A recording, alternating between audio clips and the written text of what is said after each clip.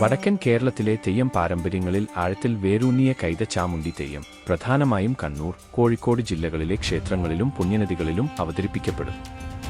പുരാണങ്ങളെയും കലയും ആത്മീയതയും സമന്വയിപ്പിച്ചുകൊണ്ട് ചണ്ടനും മുണ്ടനും മേലുള്ള മഹാദേവിയുടെ വിജയത്തിന്റെ ശക്തമായ ആഖ്യാനത്തെ ഈ തെയ്യരൂപം ജീവസുറ്റതാക്കുന്നു.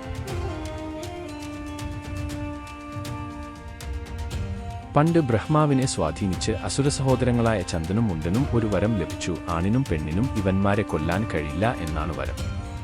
പിന്നെ ഇവന്മാർ കളിച്ച കളിയായി നാട്ടുകാരെ ഉപദ്രവിക്കാൻ തുടങ്ങി. പ്രശ്നം വീണ്ടും ബ്രഹ്മാൻപടി എത്തി. ആണെന്നോ പെണ്ണെന്നോ തിരിച്ചറിയാൻ കഴിയാത്ത മഹാദേവി പ്രശ്നം ഏറ്റെടുത്തു. ചന്ദനും മുണ്ടനും മുട്ടുമടക്കി.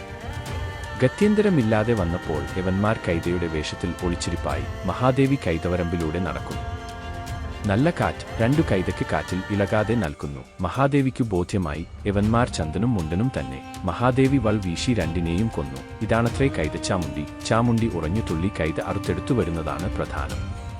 പോകുന്നതുപോലെയല്ല തിരിച്ചുവരവ്. ശരീരത്തിൽ ചോരമയുണ്ടാക്കണമല്ലോ.